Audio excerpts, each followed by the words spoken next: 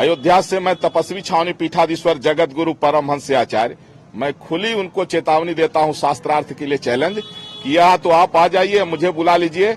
यह जो प्राण प्रतिष्ठा हो रही है वैदिक विधि से हो रही है, बड़े बड़े ऋषियों मुनियों और विद्वानों के द्वारा जो है तो वैदिक विधि का ध्यान रखते हुए 22 जनवरी को सुनिश्चित किया गया है। मर्यादा पुरुषोत्तम भगवान श्री राम लला के दिव्य भव्य प्राण प्रतिष्ठा महोत्सव का कार्यक्रम 22 जनवरी को सुनिश्चित किया गया है। 22 जनवरी 2024 मध्याह्न 12:20 पर भगवान श्री राम लला अपने वैकल्पिक गर्भगृह से भव्य मंदिर में विराजमान होंगे।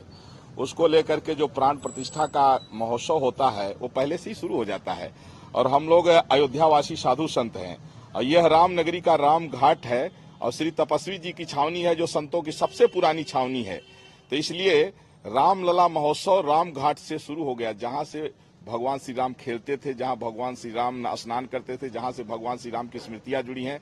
ये साधु संतों की छावनी, माने लोग मिलिट्री छावनी सुने होंगे, पुलिस वाले की छावनी सुने होंगे, लेकिन अयोध्या में संतों की छावनी है।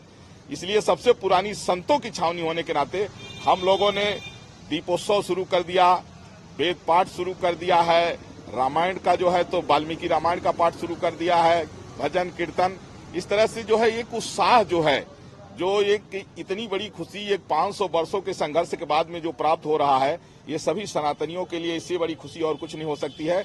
इसलिए हम साधु संतों की ओर से श्री राम लला प्राण प्रतिष्ठा महोत्सव का शुभारंभ हो गया है। हम लोग दिवाली मना रहे हैं, प्रत्येक दिन अनुष्ठान चल रहा है और 22 जनवरी को और भव्य तरीके से किया जाएगा। और वैसे तो हमने जो है जैसे पूजन में क्या होता है, धूप दीप नैवेद्य, तो दिवाली मतलब दिया से ही दिवाली होती है, तो दीपक जलना तो शुरू हो गया है।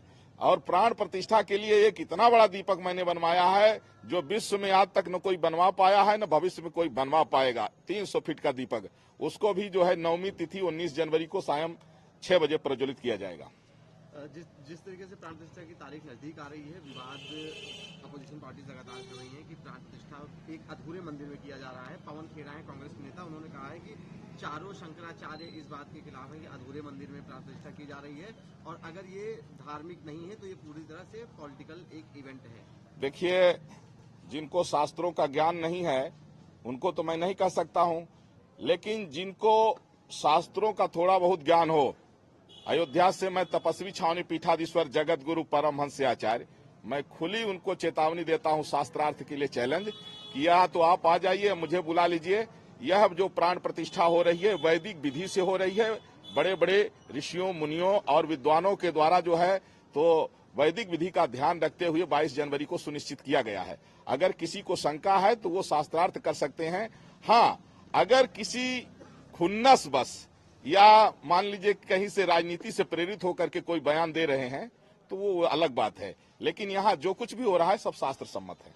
कांग्रेस नेता दिग्विजय सिंह के भाई हैं लक्ष्मण सिंह, उन्होंने कहा है कि जिन्होंने राम के लिए लड़ाई की है वो ये तय करें कि उन्हें जाना है नहीं जाना है, और जहां तक इनविटेशन आने का सवाल है तो इसको अस्वीकार करने का कोई मतलब नहीं है। जो कांग्रेस की लीडरशिप है उनके आसपास ऐसे एडवाइजर्स हैं जिनकी वजह से ये सब होता है और नुकसान होता है। हाँ, बिल्कुल सही बात उन्होंने कहा। देखिए, सही बोलने वाले कम लोग होते हैं और सही बोलने वालों को लोग सुन नहीं पाते हैं क्योंकि वो हित की बात कहते हैं।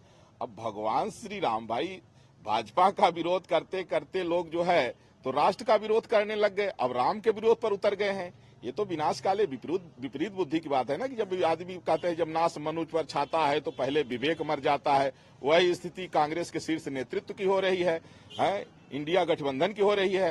ये लोग जो है भाजपा का विरोध करते करते सनातन धर्म के समाप्त करने की चेतावनी देने लग जाते हैं। ये इनके विनाश का कारण है। तो मैं तो जो लोग अच्छे लोग हैं, कोई भी हो, किसी पार्टी में हो, कोई भी हो, जो अच्छे लोग हैं उनका स्वागत है और जिनको राम विरोधी जो बन गए हैं, मैं भगवान से प्रार्थना करता हूं कि उनको सद्बुद्धि आए, उनका भी कल्याण हो। कांग्रेस के ही नेता आचार्य प्रमोद कृष्णन ने दिग्विजय सिंह के बयान पे कहा है कि जो राजनेता हैं वो धर्म को समझाने से बचे और भगवान राम का मंदिर बन रहा है उसका स्वागत करें। बहुत सही बात है भाई। नेताओं का काम, जनप्रतिनिधियों का काम है कि आप जनता के हित का काम करिए, देश के गौरव को बढ़ाने के लिए काम करिए। अब आपने धर्मशास्त्र पढ़ा नहीं, आपको न ऋग्वेद का ज्ञान है, न सामवेद का ज्ञान है, न अथर्ववेद का ज्ञान है, न यजुर्वेद का ज्ञान है। जब आपको शास्त्रों का ज्ञान नहीं है, श्रुतियों स्मृतियों का ज्ञान नहीं है, तो फिर आप कैसी धर्म की चर्चा कर रहे हो? आपको उसमें ABCD तक नहीं आती है तो स्वाभाविक है आप गलत बोलोगे। इसलिए राजनेताओं को धर्म पर टिप्पणी करने के पहले धर्म ग्रंथों का अध्ययन करना चाहिए, जो उनके बस की बात नहीं रही है। तो गुरुजनों से समझिए, आप जो काम कर रहे हैं वही करिए, उसी में अच्छे लगोगे। अब आप धर्म ग्रंथों पर टिप्पणी करके और उसका जो है तो बिन सिर पैर की बात और वो भी निगेटिव बात करेंगे तो स्वाभाविक है कि आपका नुकसान होगा और जनता जो है तो आपका पलटवार करेगी।